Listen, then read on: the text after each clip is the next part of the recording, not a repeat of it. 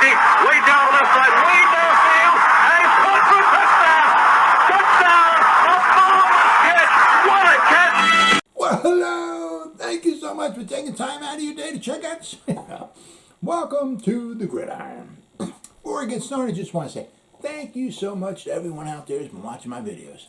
Thank you. If you can maybe give this video a thumbs up or possibly leave a comment below or maybe even share this video, it would mean so much to me. But anyway, just thank you so much for just taking time out of your day to check out this video. Thank you. Well, the New York Giants, now the OTAs all wrapped up and everything. But they have like a little mini camp going on like this week coming up. But there's an article I saw that points out 5 different things that I guess kind of taking notice to with the New York Giants, with the way things are starting to shape up a little bit. It's early on, everything is all early, but some points that they bring up, and there's some pretty decent points. And also there's another article I saw where it kind of makes some sense, is that maybe Darius Slayton either might be on the chopping block, maybe be traded. I don't know what you're going to get for him. A 7th rounder. He was a 5th round pick. If you traded him after the first season he played, you might have gotten like a 3rd for him. Now you'd be lucky to get a 7th. Or if not even just trade him, just let him go. Because he's due like $2.5 million. And if you let him go, I think there's just like $58,000 in dead cap money.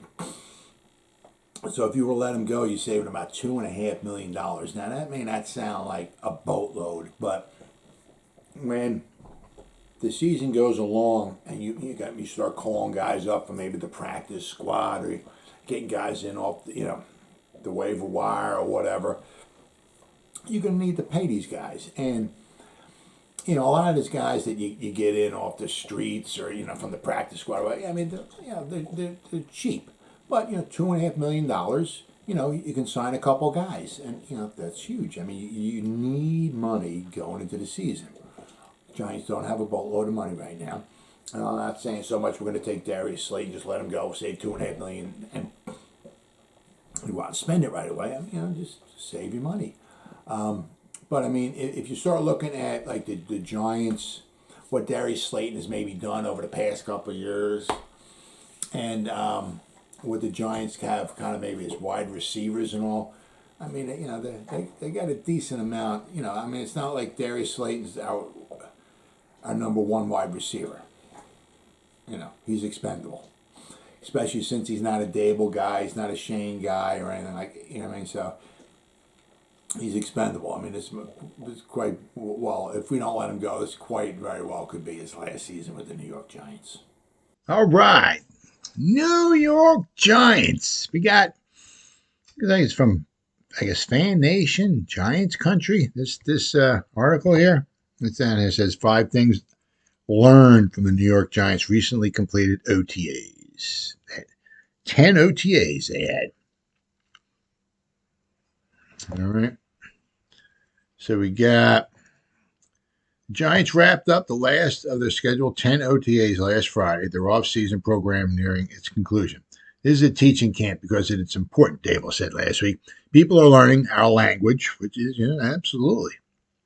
The playbooks, that's huge, and how we want things here in terms of the building. So there's a lot of teaching going on, which needs to be. Dable and his assistant coaches have been looking for how well players are absorbing what they're being taught. Yes, I mean, get it in the classroom, but if you can't bring it out to the field, that ain't good. The evaluation process is really more than they can take. Can they take the stuff from the classroom to the field? Other than that, without any pads on, that will be more in training camp, he said. That doesn't mean that there haven't been some revelations made to the casual observer. So let's rewind the clock and look back at the top takeaways to emerge from the Giants' OTAs. 1. Saquon, the receiver? Whoa. Get the dude out in space. Oh, yeah. No running back Saquon Barkley isn't making an official position switch for 2022, but based on what the Giants showed on offense, it's pretty clear that they're looking to be a passing offense first, and Barkley will be a big part of that, as well he should. Good hands. The Giants offense has been calling for a lot of empty sets in which Barkley has lined up split wide or in the slot. Very nice. The goal has been to get him in space, where his size and athleticism give him more of a competitive edge than the old way of thinking. Yep. Where previous staffs insisted on sending him up the gut and into the teeth of the defense. That works if you got holes. Don't work too well if you don't have any offensive holes, all right?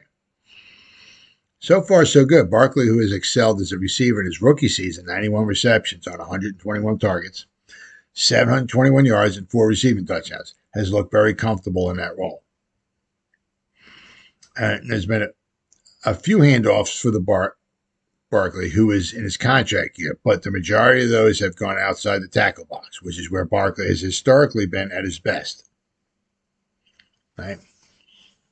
Some have gone inside during the walkthrough pace of practice, but get him out wide, or just line him up out in space, let him do his thing. Love it. I really like that. But when you got the guy here, right, and you got Kafka, okay, got those offensive minds going. You take the guy, and what can he do best? How can he help us out the best? Turning around and handing the ball off and run to the line of scrimmage, or getting Saquon Barkley out wide. Yep, get him out wide. Number 2, they might have figured out how to help Daniel Jones play faster. Not bad, not bad, not bad. Whenever a new system is installed, sometimes players tend to do more thinking than they should. That's one of the things with Daniel Jones. I mean, he was at Duke, okay? Then he spent one year with Pat Shurmur. Then he had 2 years with the Clapper. That was another one. So now he's got Daboll. Now this is his 4th different offense in 5 seasons. I said, you look at Josh Allen, Patrick Mahomes, right? Like Tom Brady when he was with the Patriots. Just year in and year out, same offense, same offensive coach, same offensive coordinator, but things slow down, So when things slow down for you, when you don't have to think about stuff, it becomes a lot easier. That's not good for news for quarterback Daniel Jones, whose post-snap reads and decision-making have left something to be desired. Oh, yeah. So what better way to help Daniel Jones quickly get acclimated to the new system and play faster than to speed up the entire process and eliminate some of the guesswork that was bogging Jones down? Absolutely. That's what this offensive system has done. Giants will be using a lot more pre-snap motion. Good.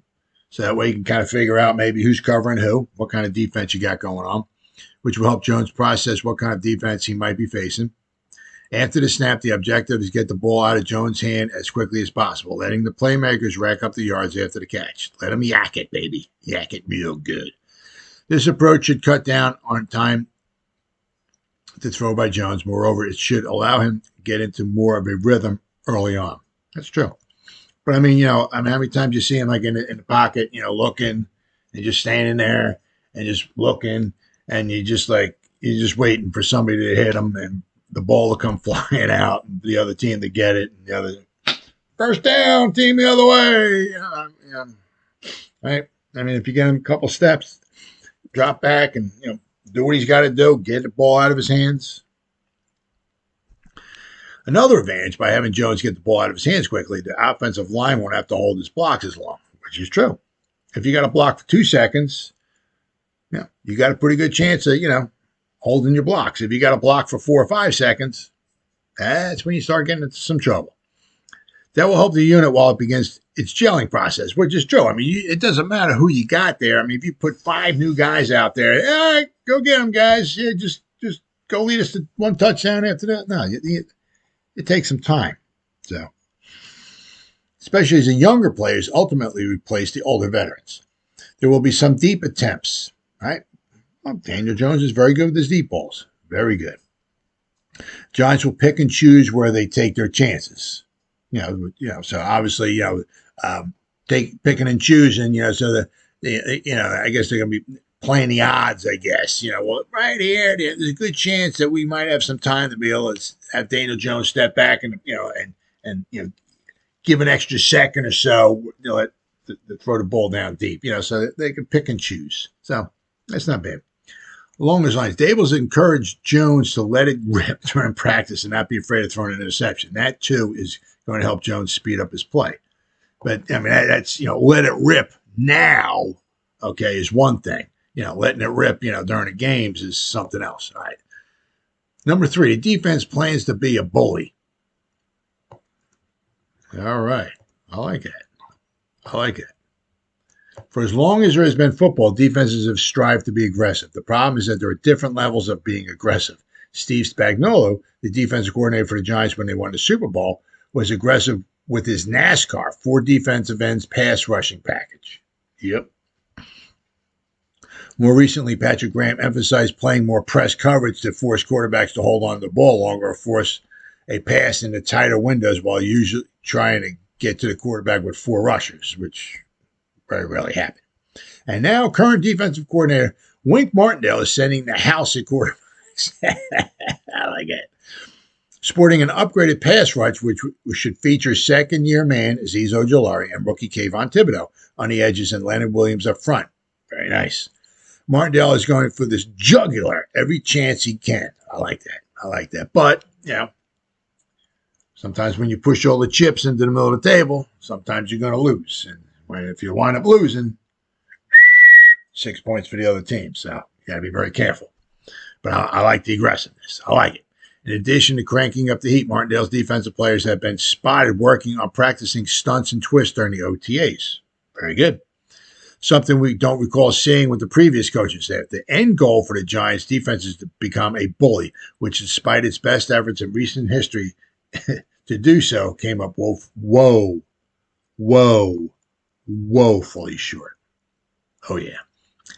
All right. Now, let's see this one here. The defense plans to be a bully.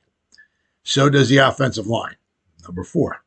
All right, well, this remains to be seen, but, I'm all for this, but it remains to be seen. All right, this one's a little long one here.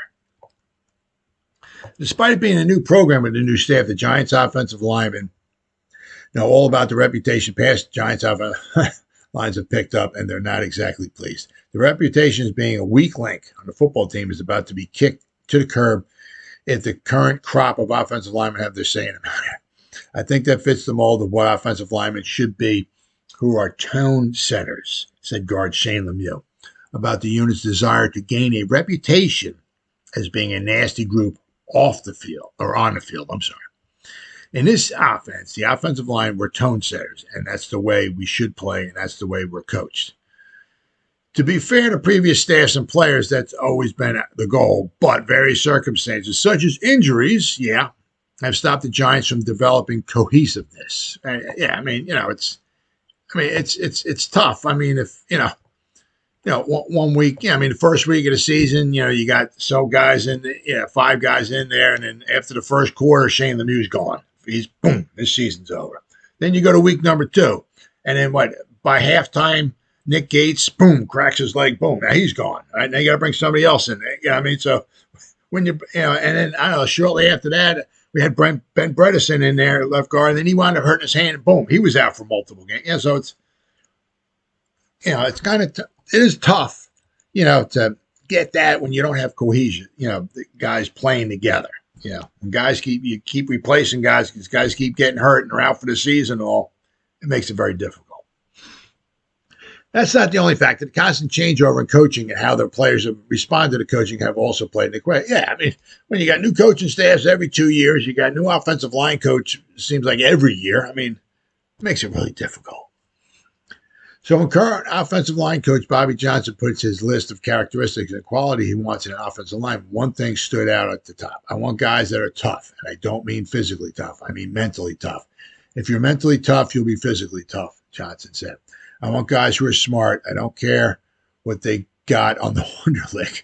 Are they football smart? Can they process the information? Can they solve problems? And are they dependable? Am I getting the same thing out of them every day when they walk into the building? I don't want to guess. Those qualities will apply to every single member of the offensive line Johnson deems worthy of practice and playing time so that if the unit should suffer injuries, they have something that they haven't had in a while on which to fall back on, which would be depth. Yes. Because, I mean, we had a hard enough time, period, just getting an offensive line out there. But then you start going to the depth we've had. No, I mean, it's like game over, guys. I mean, whew. All right, number 5, seeing red. Yeah. Cave on, right? Yeah, guys are injured, right? I guess you got some of the guys got their red jerseys on, right? No contact. I mean, last year, the Giants finished as the most injured team in the league, according to data assembled by mangameslost.com. The Giants have long fought a losing battle against the injury bug, often landing in the top 10 league-wide of the most injured teams. I mean, it just every year. Given that history, it's only natural that there be some concern when key players are spotted wearing red jerseys, indicating that they're dealing with some sort of ailment. Such was the case when rookie Kayvon Thibodeau, who suffered a lower body injury in OTA number 3. Thibodeau has not been able to practice since and has also not gone through warm-ups with the team at the sort of start of practice, which some injured players have done. Head coach Brian Daboll refused to provide a timetable when Thibodeau or any injured player might be ready, citing how every situation is unique. Oh, yeah. There is still a long way to go before training camp begins, so as Daboll said, anything can happen with guys who are healing. But more importantly, it's too soon to panic now in early June about guys who may or may not be ready for camp. So you still got a long ways to go. You know, it's only June. I mean, you got, over 3 months until, and I think this Patricia Trainer, she does a very good job. She's locked on the Giants, or Locked On Giants podcast. Okay, and she's been covering the Giants for over 30 years. So she's doing a very, very, very good job. But, we still got 3 months, so hopefully we can get everybody back and healthy, hopefully. I mean, I know it'll be a small miracle, but that would be absolutely huge. And then one last thing here. We got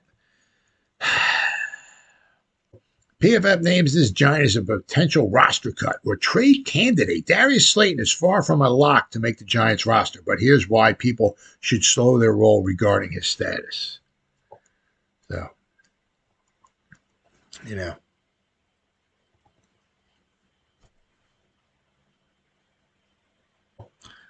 I got this, this here, right? While one can't sit here and say that Slayton is a lock to make the Giants roster, the Giants look like they will give him a chance to compete rather than just dumping him to gain the $2.5 million cap savings. The decision makes sense. For one, the Giants, who still have to sign both their fourth-round picks, tight end Daniel Bellinger and safety Dan Belton, have $6.2 million in cap space, which should be enough to take care of the remaining draft picks while still leaving them with enough money to get through the summer, not the season, the summer. All right, so, let's see. And then we got Slayton, who has seen his production decline since an impressive rookie season, is also unlikely to be going anywhere right now because of the receiver's current state in front of him, which is true. Surprise, surprise, Kenny Golladay, Sterling Shepard, and Kadarius Toney are all rehabbing from various medical issues. Absolutely freaking amazing. It's unbelievable. Absolutely unbelievable. While all should be good to go for camp, yeah, dying to see that. There's still a long way off before the readiness crystallizes. As such, the Giants are unlikely to be moving anyone off the roster if they're currently an overall health concern at the position. For for whatever warts he has at a receiver of late, Slayton has been healthy and available this spring. He also fought through some injuries the last 2 seasons, which may or may not have cut into his production. Head coach Brian Dable recently offered some unsolicited praise for the former Auburn receiver who has been seen his opportunities increase with Golladay, Shepard, and Tony all sidelined. All right. But I mean, if we just look right here, there's no difference from a salary cap perspective in moving on from Darius Slayton after June 1st. This is more about how the 2022 NFL draft unfolded for the Giants. The team selected Kentucky wide receiver Wan'Dale Robinson, perhaps putting him into question Slayton's place on the depth chart. Slayton was highly productive right out of the gate. First year. Oh, yeah. He was drafted in the 5th round, putting up 740 receiving yards and holding 8 touchdowns. Very impressive as a rookie. That strong start, though, to his career earned him an elevated salary up to $2.5 million for 2022. That's why, normally a 5th round pick, he's not making $2.5 million his final season. But because of that first year, that elevated first year, he did such a good job. That's why he's making the money, which is fair. But he's coming off career lows across the board, including a 53.8 receiving grade and a 15.8 drop percentage on catchable passes, which ranks second worst among receivers with at least 25 targets in 2021. So, if we look at the depth chart right here, we got Golladay and we got Slayton behind him. All right. Now, the thing is, you got Kadarius Toney, right? And you got Sterling Shepard, you got Wan'Dale, right? So, the thing is that, Kadarius Toney, Sterling Shepard, and Wan'Dale Robinson, they're all small. You're kind of thinking more of kind of like a slot kind of guy, or whatever. If you're talking, you want somebody maybe a little bit bigger, maybe, that's why you got Kenny Golladay. That's why you maybe have Darius Slayton. But then, if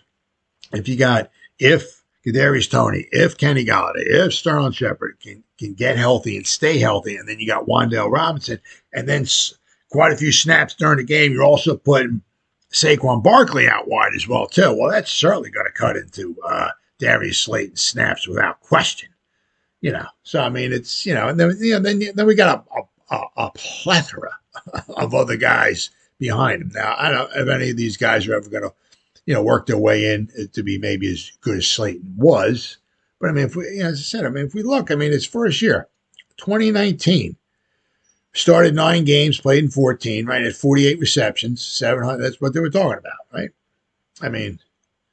He only had 2 drops, right? Drop percentage, 2.4. But then, look here. Then he had 6 drops, 6.3. Then he had 6 drops here, 20. It's 10.3. Very, if we look, this is, I got to slide this over here. This is receiving here, right? First year was graded out of 70.3 with PFF. And then he went down to 67.8. Then he went down to 52.8. His drop percentage, he graded out of 29.7. His first year is he graded out of 70.9. But if we look, let's see here. See, drop percentage. I don't know.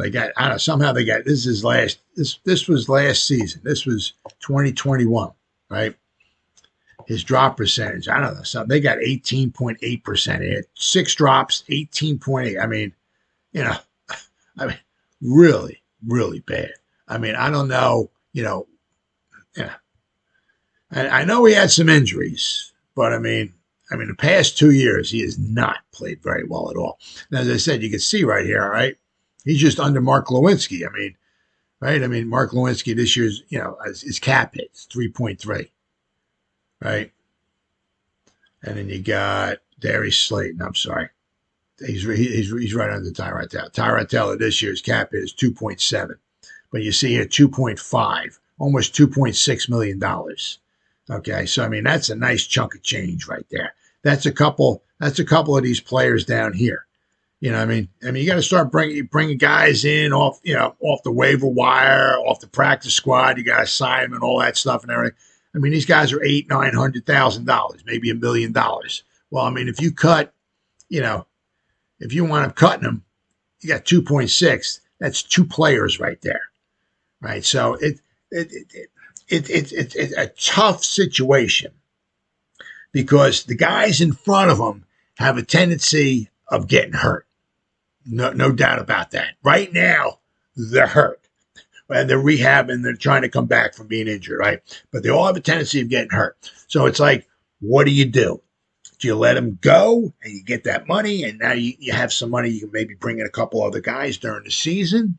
Or do you hold on to them, right, and bite the bullet on that $2.5 million, but now you got a little insurance in case if and when those other 3 guys get hurt? Because, I mean, I don't know so much about you, but, I mean, if Golladay, Kadarius Toney, Sterling Shepard, they're all injured for a couple games, which, might quite possibly be. If we don't have Darius Slayton there, I don't know how you feel about having Wan'Dale Robinson, Richie James, and David Sills out there as your 3 wideouts. I mean, I'm not feeling too good about that. I mean, if Darius Slayton steps up and, he knows this is his last year. After this season's over with, the Giants may not sign him. Okay. But somebody's going to want to sign him. He's going to want to get paid. All right. That'll be his 5th year. He's going to want to get a little something. So he ain't no dummy. Right. So, I mean, in the long run, it just might be best to hold on to him as a security blanket because the way things have gone, okay, I mean, especially last season, I mean, to think we're going to have Sterling Shepard, Kadarius Toney, and Kenny Golladay all on the field for any length of time throughout this season, I think we're asking for a bit much. So you see, especially with Darius Slayton, I mean, his performance has kind of been coming down each of the last couple of seasons. I mean, last season was not very good. This year, he's due $2.5 million. This is his last season. I mean, if they can't trade him and get, they just might let him go. And if for some reason, if he's still on the roster at the end of the season, he could easily be gone. But also with, the things that we learned, with the OTAs, I mean, getting Saquon out there, just getting him out in space, let him do his thing, instead of handing the ball off to him, he gets it, he turns and he looks at the offensive line, it's like, wow, there's no holes, where am I supposed? Then he has to try to bounce it out if he can, or get what he can, or do his dancing and whatever, and then try to get what, get him out wide if you can. That'd be huge. Get, one-on-one with somebody. If you can get him the ball, he's a mismatch. So that I like. I like Wink Martindale's the defense. How they're going to start maybe dictating to the offense. That I like because you can. You can dictate which way the offensive line's gonna go. I mean, they walk up and they just look, okay, 58's the mic or whatever. That means we're gonna whatever. We're going this way. Well, then he knows that the offensive line's going this way. So we're gonna start bringing pressure from this way, or whatever. So I really like that. Instead of like sitting back. What's the offense going to do? And reacting to the offense. Now, the offense got to react to the defense. That I like. And then also, especially with the injuries. I mean, my God. It was just unbelievable. And it's just, I can't say it's not starting already. But, how we got like with Kayvon. He's in a red jersey. Sterling Shepard, Kadarius Toney, Kenny Golladay. It's like, they're all in red jerseys, guys are coming back from surgeries and injuries and stuff like that. But you gotta stay healthy. I mean, your chances go from really slim to almost none if you can't stay healthy. I mean, especially if you can't keep your quarterback healthy either. So that's something that Shane, and company are really going to have to work on a lot. I mean, last year was just a total disaster because of all the injuries we had. So, I mean, that's got to be one of the top priorities. But I mean, all in all, after the OTAs are over, I think things certainly seem to be looking up. And there's June, pretty much, and I guess maybe a little over a month, guys, a little over a month. Training camp starts for real, and then we got the preseason games, and then 2022 is here. Whew, can hardly wait. Well, as always, guys, thank you so much for taking time out of your day to check out this video. You guys stay safe out there and go Giants. Woo!